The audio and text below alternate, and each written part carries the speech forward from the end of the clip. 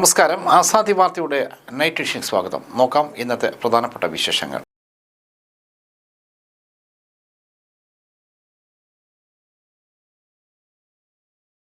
കേരളത്തോട് പകപോക്കുന്ന കേന്ദ്രത്തിന് കോൺഗ്രസ് പിന്തുണ നൽകുന്നു മുഖ്യമന്ത്രി. സഫലം ഈ യാത്ര. കുട്ടികൾ വിമാനത്തിൽ പറന്നെത്തി. നിയമസഭയിൽ സ്വീകരിച്ചു മന്ത്രി വീണ ജോർജ്. കണ്ണൂരിൽ വിദ്യാർത്ഥിനി സ്കൂൾ കെട്ടിടത്തിൽ നിന്നും താഴേക്ക് ചാടി. ജയിലിൽ ആരെയും കാണാൻ താല്പര്യമില്ല. കോൺഗ്രസ് നേതാക്കളെ മടക്കി അയച്ച് രാഹുൽ മാങ്കൂട്ടത്തിൽ. ക്വാണ്ടം സയൻസ് പൂച്ച കണ്ണൂരിൽ പ്രദർശനത്തിന് തുടക്കമായി.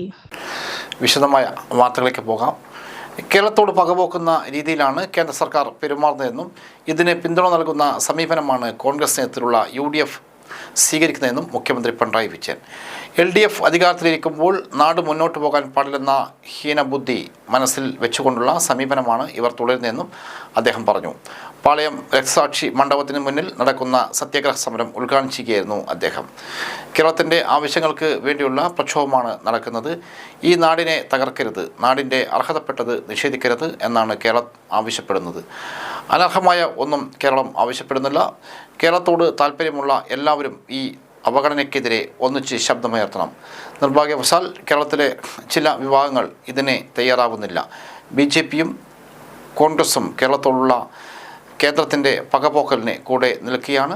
അത്യന്തം നിർഭാഗ്യകരമായ നിലപാടാണിത്. ഇതോടെയാണ് ഇത്തരമൊരു പോരാട്ടത്തിലേക്ക് കടക്കേണ്ടി വന്നത്. മുഖ്യമന്ത്രി പിണറായി വിജയൻ്റെ നേതൃത്വത്തിൽ രാവിലെ 10 മണി മുതൽ വൈകിട്ട് 5 മണി വരെയാണ് പാളയം രക്തസാക്ഷി മണ്ഡപത്തിന് മുന്നിൽ സത്യാഗ്രഹ സമരം നടന്നത്. മന്ത്രിമാരും ജനപ്രതിനിധികളും LDF നേതാക്കളും സമരത്തിൽ അണിനിരന്നു. മുഖ്യമന്ത്രിയുടെ നേതൃത്വത്തിൽ മുമ്പ് ഡൽഹിയിൽ നടത്തിയ സമരത്തിൻ്റെ തുടർച്ചയായിട്ടാണ് ഇന്ന് നടന്ന സമരം. ബലാത്സംഗ കേസിൽ റിമാൻഡിൽ കഴിയുന്ന രാഹുൽ മാങ്കൂട്ടത്തലിനെ കാണാനെത്തിയ കോൺഗ്രസ് നേതാക്കളെ ജയിൽ അധികൃതർ തിരിച്ചയച്ചു. മാവേലിക്കര സ്പെഷ്യൽ സബ് ജയിലിൽ എത്തിയ അടൂരിലെ കോൺഗ്രസ് പ്രവർത്തകരെയും നേതാക്കളെയുമാണ് രാഹുൽ കാണാൻ വിസമ്മതിച്ചത്. ആരെയും കാണാൻ ഇപ്പോൾ താല്പര്യമില്ല എന്ന് രാഹുൽ ജയിൽ അധികൃതരെ അറിയിക്കുകയായിരുന്നു. മൂന്നാമത്തെ ബലാത്സംഗ കേസുമായി ബന്ധപ്പെട്ട് 14 ദിവസത്തേക്കാണ് രാഹുലിനെ റിമാൻഡ് ചെയ്തിരിക്കുന്നത്. രാഹുലിന്റെ ജാമ്യാപേക്ഷ ഇന്ന് കോടതി പരിഗണിക്കുന്നുണ്ടെങ്കിലും വാദത്തിലേക്ക് കടക്കാൻ സാധ്യതയില്ലാത്തതിനാൽ ജയിൽവാസം നീളാനാണ് സാധ്യത. കേസ് അന്വേഷണത്തിനായി ഭാഗമായി രാഹുലിനെ 5 ദിവസത്തേക്ക് കസ്റ്റഡിയിൽ വിട്ടിട്ടണമെന്ന് പോലീസ് കോടതിയിൽ അപേക്ഷ നൽകിയിട്ടുണ്ട്. അതിനിടെ കേസിൽ കുടുങ്ങിയ രാഹുലിന് വേണ്ടി യൂത്ത് കോൺഗ്രസ് നേതാവ് ക്ഷേത്രത്തിലും പള്ളിയിലും വഴിപാടുകൾ നടത്തിയത് ചർച്ചയായിട്ടുണ്ട്.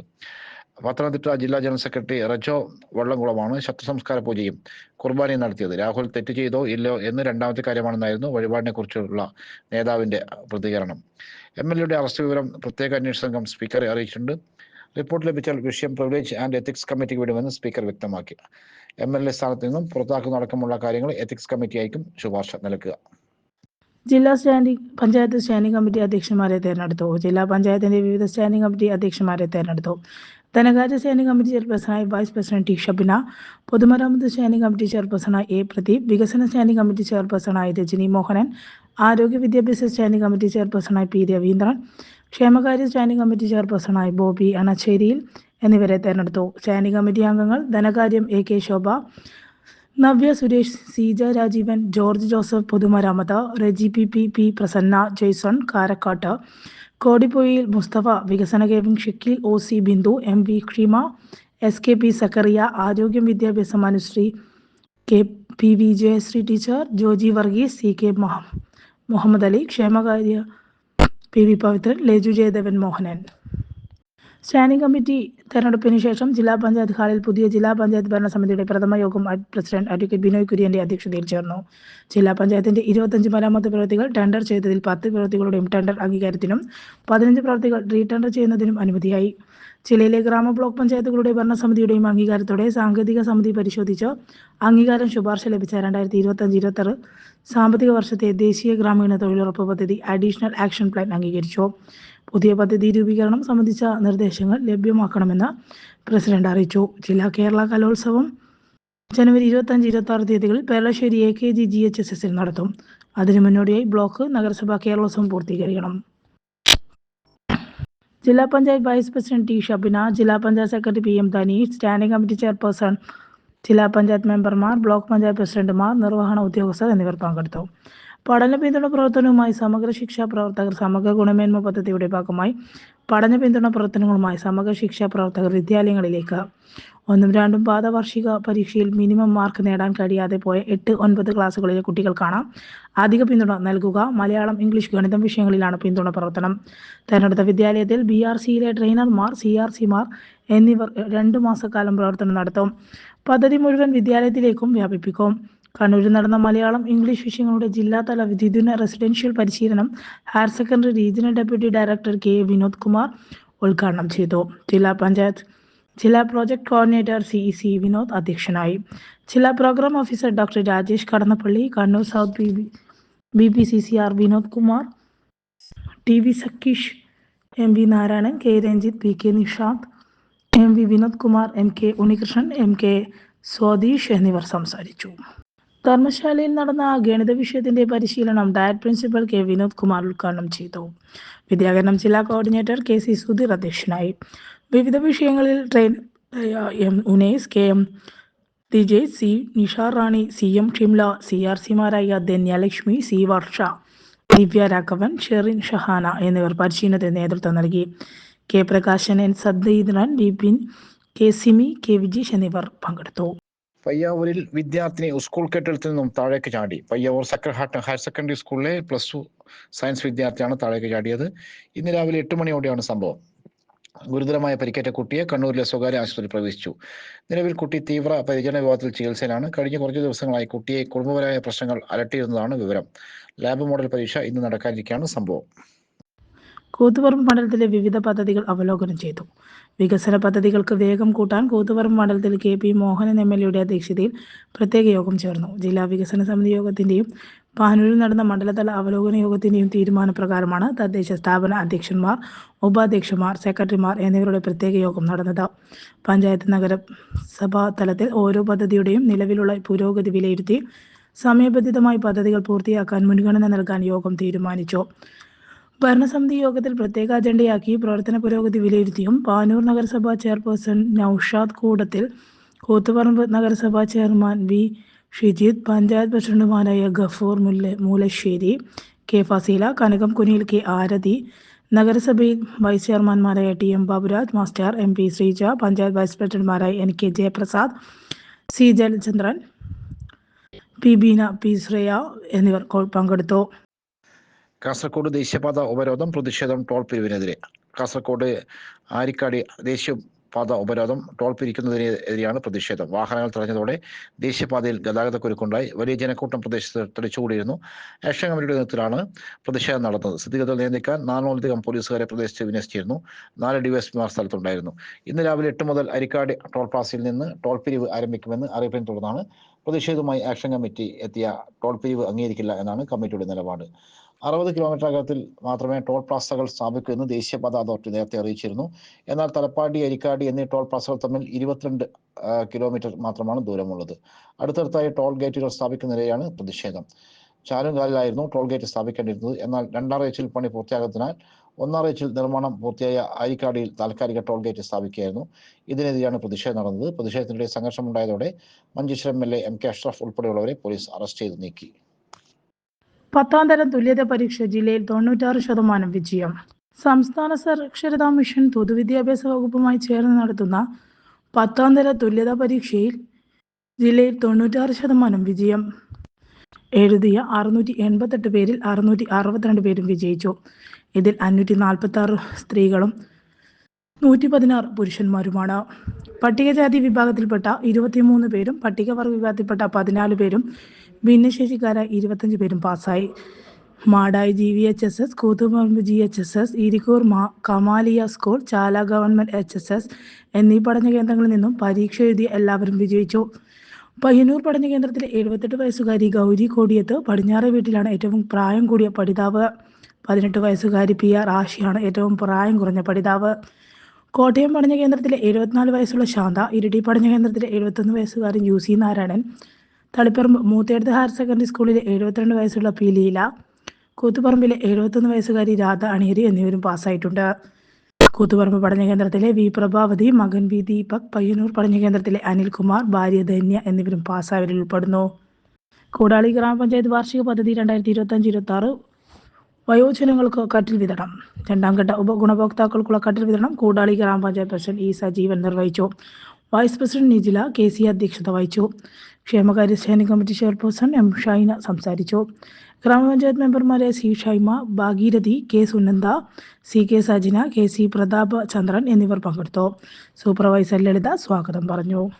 കേരള ശാസ്ത്ര പരിഷത്ത് മുൻ സംസ്ഥാന സെക്രട്ടറി VG മനമോഹൻ അന്തരിച്ചു. കേരള ശാസ്ത്ര സാഹിത്യ പരിഷത്ത് മുൻ സംസ്ഥാന സെക്രട്ടറിയും സംസ്ഥാന ട്രഷററുമായിരുന്ന VG മനമോഹൻ അന്തരിച്ചു.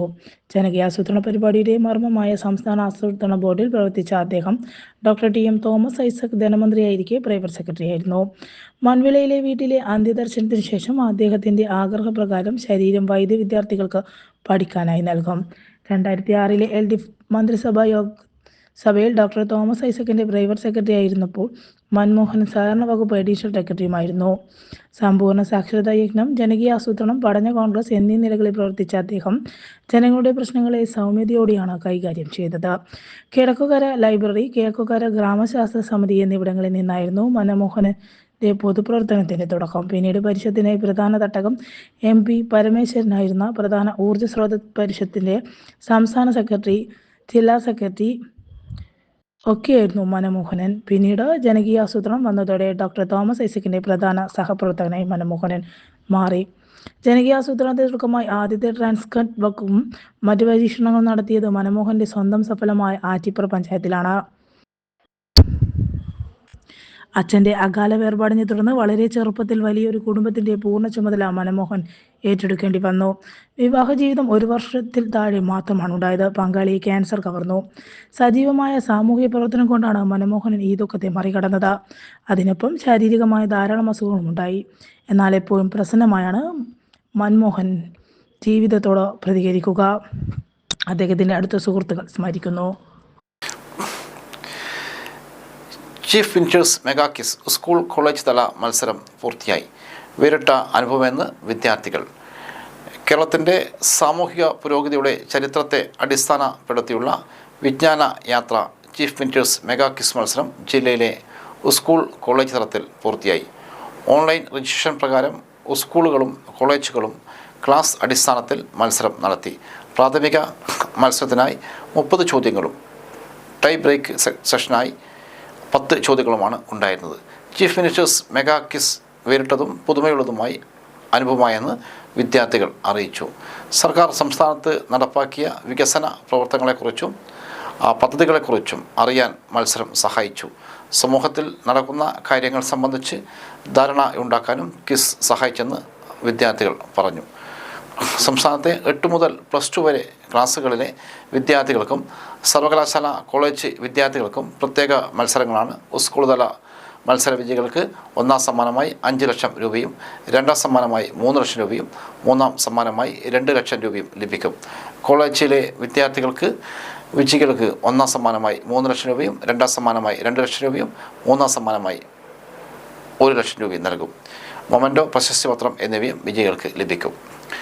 സ്കൂൾ തല വിജയികളെ ഉൾപ്പെടുത്തി ഇനി വിദ്യാഭ്യാസ ജില്ലാ സംസ്ഥാന തലങ്ങളിലാണ് മത്സരം സംഘടിപ്പിക്കുക. വിദ്യാഭ്യാസ ജില്ല മുതൽ ടീമുകളായാണ് മത്സരിക്കുക. കോളേജ് വിഭാഗത്തിൽ ഇനി ജില്ലാ സംസ്ഥാന തലങ്ങളിലായിരിക്കും മത്സരമുണ്ടാകുക. കോളേജ് തലത്തിൽ വ്യക്തിഗതമായും പിന്നീട് ടീമായും മത്സരിക്കും. സംസ്ഥാന തലത്തിൽ നടക്കുന്ന ഗ്രാൻഡ് ഫിനാലെയുടെ 2 വിഭാഗങ്ങളെയും അന്തിമ വിജയിയെ കണ്ടെത്തും. ഇൻഫർമേഷൻ പബ്ലിക് റിലേഷൻ വകുപ്പ്, പൊതുവിദ്യാഭ്യാസ വകുപ്പും ഉന്നത വിദ്യാഭ്യാസ വകുപ്പുമായി സഹകരിച്ചാണ് മത്സരം സംഘടിപ്പിക്കുന്നത്.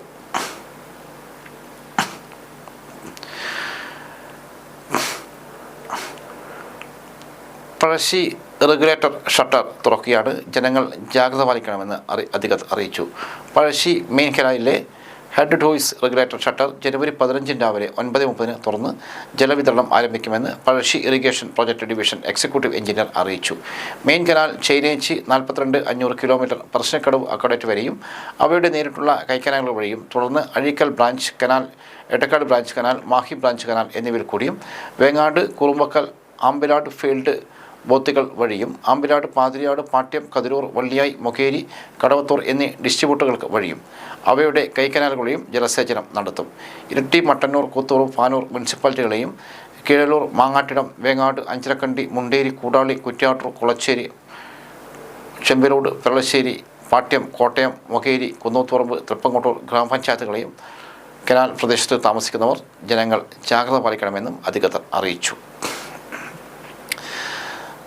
സമഗ്ര ശിക്ഷ കേരള പത്തനംതിട്ട ജില്ലയിലെ കോഴഞ്ചേരി PRC ഭിന്നശേഷി കുട്ടികൾക്കായി സഫലമി യാത്ര എന്ന പേരിൽ വിമാനയാത്ര സംഘടിപ്പിച്ചു. കൊച്ചിയിൽ നിന്ന് തിരുവനന്തപുരത്തേക്ക് 19 കുട്ടികളാണ് പറന്നെത്തിയത്. വിമാനയാത്രയ്ക്ക് ശേഷം കുട്ടികൾ ആരോഗ്യ, വനിതാ, ശിശുവികസന വകുപ്പ് മന്ത്രി വീണ ജോർജിനെ കണ്ട് സന്തോഷം പങ്കുവച്ചു. നിയമസഭയിലെ മന്ത്രിയുടെ ചേംബറിലെത്തിയ കുട്ടികൾക്ക് മന്ത്രി മധുരവും പൂക്കളും സമ്മാനിച്ചു. കുട്ടികൾ വിമാനയാത്ര വിശേഷങ്ങൾ പങ്കുവയ്ക്കുകയും പാട്ട് പാടുകയും ചെയ്തു. വിവിധ ഭിന്നശേഷി വിഭാഗത്തിൽപ്പെട്ട കുട്ടികളും 3 രക്ഷിതാക്കളും അധ്യാപകരും അടങ്ങുന്ന 27 അംഗ സംഘമാണ് സംഘത്തിൽ ഉണ്ടായിരുന്നത്. കുട്ടികൾക്ക് ആത്മവിശ്വാസം, മനോധൈര്യവും നൽകുന്നതിനായാണ് യാത്ര സംഘടിപ്പിച്ചത്. ലോക കേരള സഭ അംഗം ജെയിംസ് ചക്കോട്ടാണ് കുട്ടികൾക്കായി യാത്ര സ്പോൺസർ ചെയ്തത്. പ്രവാസി welfare board director George Varghese യാത്ര കോർഡിനേറ്റ് ചെയ്തു. സ്റ്റേറ്റ് പ്രോഗ്രാം ഓഫീസർ ലക്ഷ്മി പങ്കെടുത്തു. Child health state nodal officer doctor Rahul കുട്ടികളുടെ എയർപോർട്ടിൽ സ്വീകരിച്ചു. ഖാദി വിലക്കുറവ് മേള 14 മുതൽ പയ്യന്നൂർ ഖാദി കേന്ദ്രത്തിൽ നിർമ്മിക്കുന്ന ചൂടുകാലത്തും തണുപ്പുകാലത്തും ഒരേപോലെ ധരിക്കാവുന്ന സമർ കൂൾ ഷർട്ടുകളുടെ പ്രത്യേക വിലക്കുറവ് മേള ജനുവരി 14 മുതൽ പയ്യന്നൂർ ഖാദി കേന്ദ്രം പരിസരത്ത് പ്രത്യേകം സജ്ജമാക്കിയ കൗണ്ടറിൽ നടത്തും. മേളയിൽ 40% ഡിസ്കൗണ്ടിന് പുറമെ 10% സർക്കാർ റിബേറ്റും ലഭിക്കും. കൂടാതെ വിവിധ തരത്തിലുള്ള സിൽക്ക് സാരികളുടെ പ്രത്യേക ഡിസ്കൗണ്ട് സെയിലും നടത്തുന്നുണ്ട്. വിവിധ തരത്തിലുള്ള സാരികൾ, മുണ്ടുകൾ, ഷർട്ട് പീസുകൾ, ബെഡ്ഷീറ്റ് എന്നിവയും വിലക്കുറവിൽ മേളയിൽ നിന്ന് വാങ്ങാവുന്നതാണ്. സാരികൾക്ക് 50% ഡിസ്കൗണ്ടിനൊപ്പം 10% സർക്കാർ റിബേറ്റും ലഭിക്കും. രാവിലെ 10 മുതൽ വൈകുന്നേരം 5 വരെയാണ് മേളയുടെ സമയം.